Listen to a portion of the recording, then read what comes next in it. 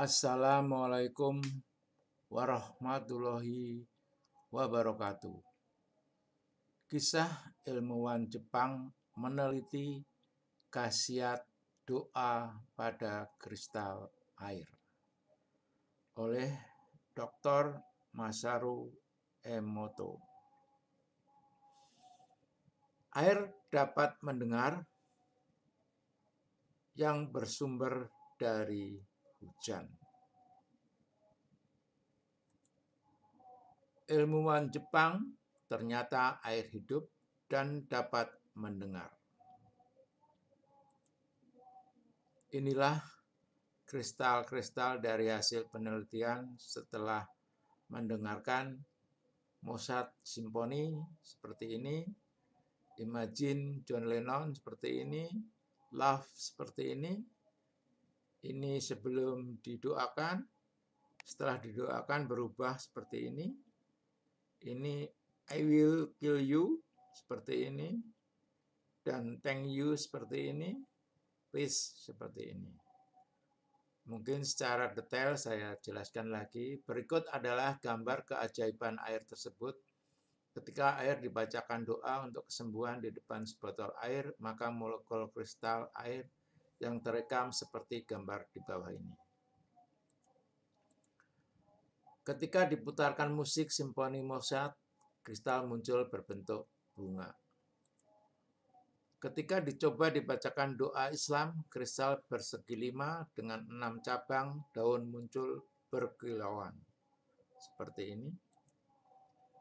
Kristal air ini merekam lagu Imagine dari John Lennon. Seperti lagunya, kristal ini unik dan indah. Setiap elemen tumbuh dengan harmonis. Seperti ini. Ketika musik heavy metal diperdengarkan, kristal akan hancur. Seperti ini gambar kristalnya. Al-Quran mukjizat terbesar Nabi Muhammad. Turunnya hujan salah satu mukjizat Al-Quran, yaitu kelebihan-kelebihan yang ada di dalam Al-Quran sebagai bukti kebenaran. Al-Quran berupa mukjizat ruhiyah yang bersifat rasional, kekal, dan sepanjang masa. Sumber utama air tawar di bumi ini dari turunnya hujan yang diturunkan oleh hanya Allah SWT yang menurunkan hujan. Al-Quran surat Luqman ayat 34. Dan kami jadikan segala sesuatu yang hidup berasal dari air, maka mengapa mereka tidak beriman? Al-Quran surat Al-Anbiya ayat 30. Rahmat yang maha agung atau mukjizat Al-Quran yaitu bukti kebenaran. Kebenarannya sebagai sumber kehidupan, Al-Quran surat Al-An'al ayat 65. Kebenarannya sebagai sumber rezeki, Al-Quran surat Ibrahim ayat 32. Kebenarannya sebagai mensucikan kamu, menghilangkan dari kamu gangguan-gangguan setan, Al-Quran surat Al-Anfal ayat 11. Kebenarannya sebagai air yang amat bersih, Al-Quran surat Al-Furqan ayat 48. Kebenarannya sebagai air minum, Al-Quran surat Hijr ayat 22.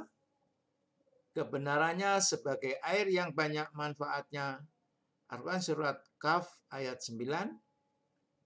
Kebenarannya sebagai rahmat, Al-Quran surat Asy-Syura ayat 28.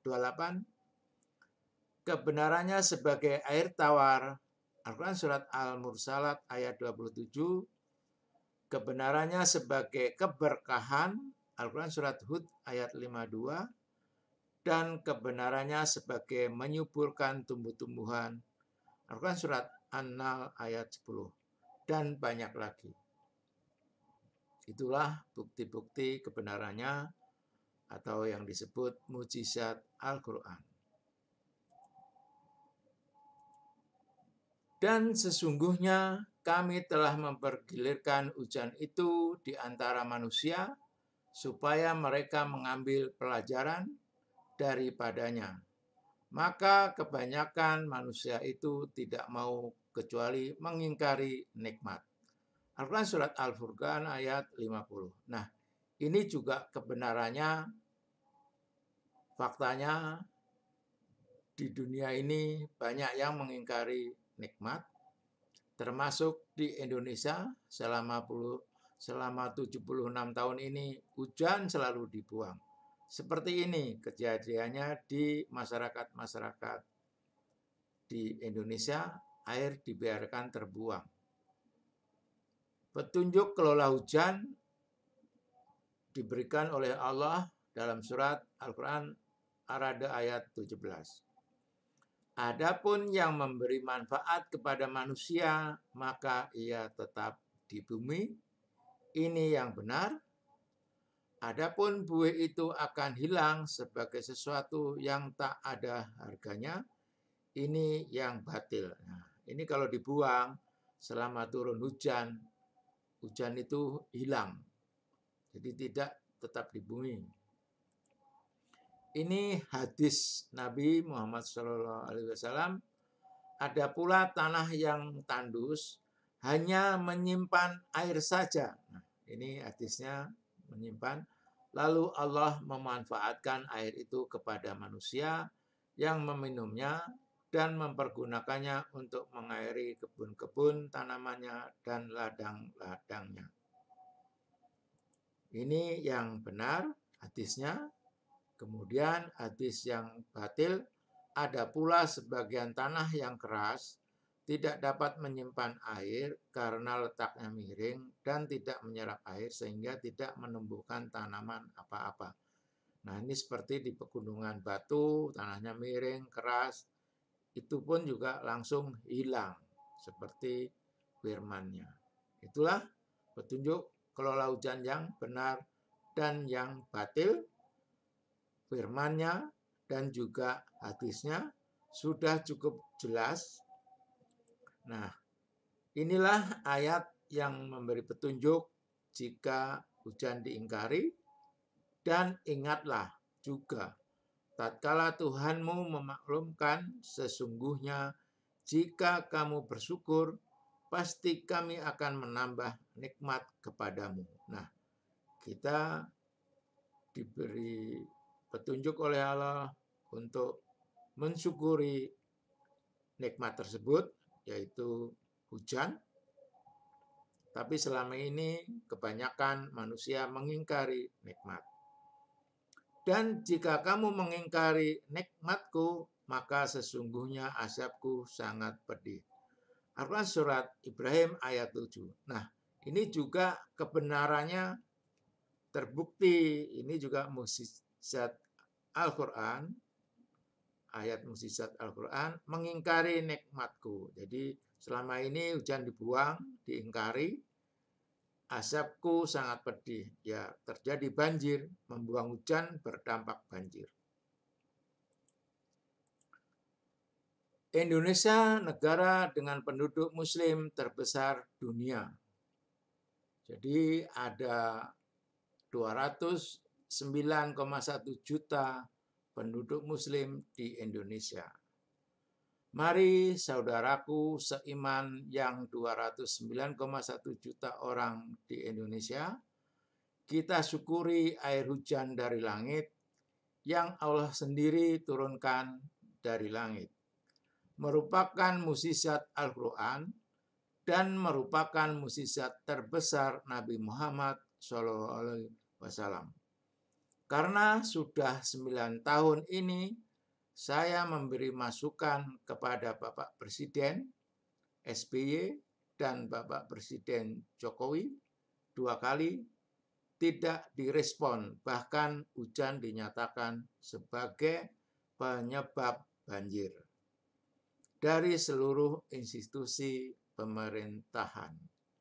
Mari sebagai orang yang beriman dan muslim, kita beri contoh bapak-bapak penguasa negeri Indonesia untuk mensyukuri hujan, memanen hujan seperti yang direkomendasikan oleh Bapak Menteri PPN sekaligus Kepala Bappenas Bapak Suharso Mano Arfa. Bappenas soal banjir Jakarta, kota dunia jadi penyerap air. Bahasa ilmiahnya infiltrasi air ke dalam tanah. Nah, ini ilmu hidrologinya. Bahasa kerennya Sponge City. Bahasa Islami Sunatullah. Air menyerap ke dalam tanah. Dibilangin air dimasukin di dalam tanah, malah dibully. Padahal kota dunia juga melakukan hal sama.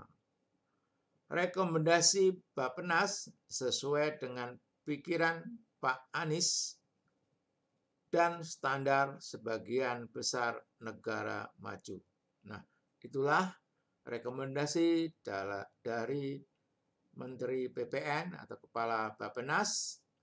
Kita harus menginfiltrasi atau meresapkan air ke dalam tanah. Tadi saya sudah mengajak kepada saudara-saudaraku yang seiman dan muslim, marilah kita syukuri karena itu petunjuk Allah Subhanahu wa taala. Demikianlah, billahi taufiq wal hidayah. Wassalamualaikum warahmatullahi wabarakatuh.